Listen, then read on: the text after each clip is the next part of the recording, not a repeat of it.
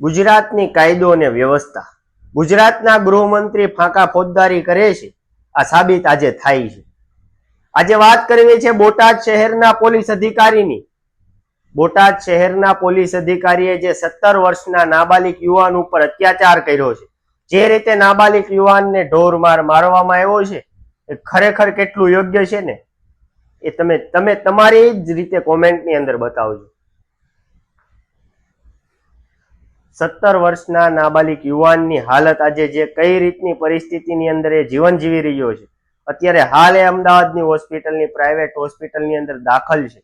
એ યુવાનની હાલત હું બતાવવા માંગુ છું. જો આ યુવાનને બોટાદ પોલીસ દ્વારા એટલો ઢોરમાર મારવામાં આવ્યો, જે પોતે નાબાલિગ છે, જેને શંકાના દાયરાની અંદર લઈ ગયા હતા, કે જેની પાસે કોઈ પોલીસ પાસે પુરાવો નહોતો કે આણે ચોરી કરી છે. આ શંકાના દાયરાની અંદર પોલીસ સ્ટેશને લઈ જાય છે. આ યુવાનને એટલો ઢોરમાર મારવામાં આવે છે પોલીસ અધિકારીઓ દ્વારા કે ન પૂછો વાત. આજે એ યુવાન મરણ પથારીએ પડ્યો છે. હું ખાસ ગુજરાતના જાગૃત લોકોને વિનંતી કરું છું કે તમામ લોકો જાગૃત બનો.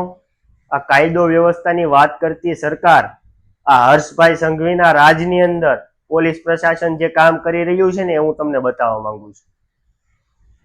હું ગુજરાતના ગૃહમંત્રીને કહેવા માંગુ છું, જો કાયદો વ્યવસ્થા તમારી આવી હોય તો આવી કાયદો વ્યવસ્થા અમારે નથી જોતી. જે યુવાને કંઈ કર્યું નથી, જે યુવાન પાસે કંઈ છે નહીં, જેને શંકાના દાયરાની અંદર લઈ જાઓ છો, એને આ રીતે ઢોરમાર કેમ મારી શકે પોલીસ?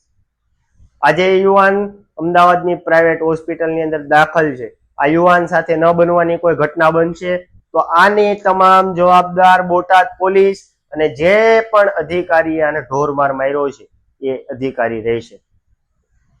આ યુવાનના પરિવાર દ્વારા જાણવા મળ્યું છે કે જે પણ પોલીસ અધિકારીઓ ઘરે આવ્યા હતા, એ ઘરે પડેલી રોકડ રકમ એટલે કે 50,000 રૂપિયા જે રોકડા પડ્યા હતા, એ પણ પોલીસ અધિકારીઓ નશાની હાલતમાં હતા લઈને વહી ગયા છે. કેટલી હદે આ પોલીસ પ્રશાસનની દાદાગીરી બેફામ થઈ છે. આ બોટાદ પોલીસ જે રીતની દાદાગીરી બતાડી રહી છે, એટલી દાદાગીરી તમારામાં ત્રેવડ હોય, જો પોલીસ પ્રશાસનમાં તેવડ હોય બોટાદની, તો એટલી જ દાદાગીરી તમે તમારા અહીંયા ચાલતા દારૂના અડ્ડા ઉપર દેખાડો, જાહેરમાં વેચતા ડ્રગ્સ ને ગાંજા ઉપર દેખાડો. બોટાદમાં ગાંજો, ડ્રગ્સ ને દારૂ વેચાય છે, એના ઉપર એટલી દાદાગીરી બતાડો. બલાત્કારના આરોપીઓ બેફામ રીતે રખડે છે, છોકરીઓની છેડતી કરતા આરોપી બેફામ રખડે છે, આના ઉપર દાદાગીરી બતાડો. આ નાબાલિગ યુવાનને મારીને તમે સાબિત શું કરવા માંગો છો? હું ગુજરાતના તમામ મુલતાની ભાઈઓને વિનંતી કરું છું, આ બાળક સાથે ન બનવાની ઘટના બને ને, એ દિવસે બોટાદ પોલીસ સ્ટેશન ઘેરવા માટે તૈયાર રહેજો. આજે જે કાયદો વ્યવસ્થા પોલીસ પ્રશાસને તોડી છે, આપણે કાયદાથી કામ પહેલા કરવાનું છે. જો કાયદાથી કામ આ હર્ષભાઈ સંઘવી નહીં કરે તો કાયદો તોડવું આપણે પણ ફરજ બનશે. જો અમે તો પહેલી રજૂઆત કાયદો વ્યવસ્થા જાળવીએ, કાયદાનું કામ કરે અને આ અધિકારીને સજા મળે, એ અમારી માંગ છે. પણ જો આ અધિકારીને સજા નહીં મળે અને આ યુવાનને ન બનવાની ઘટના બનશે અને આ યુવાનને કંઈ થશે, તો અમે તમામ લોકો, ગુજરાત આખાના મુલતાની સમાજના લોકો, અમે બોટાદની અંદર આવવા માટે તૈયાર છીએ. હું હર્ષભાઈ સંઘવીને વળી એકવાર વિનંતી કરું છું કે કાયદો વ્યવસ્થા જળવાઈ રહે, આ પોલીસ અધિકારીને સજા મળે અને આ યુવાનને સારવાર સારી હોસ્પિટલની અંદર મળે, એટલી અમારી માંગ છે.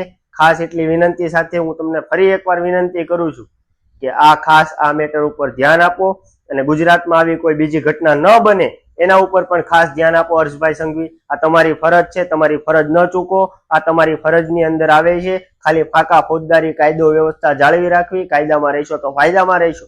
આ ખાલી બોલવામાં સારું લાગે છે. કાયદો વ્યવસ્થા જાળવી રાખવું એ પહેલો ધર્મ તમારો અને તમારા અધિકારીઓનો પણ છે.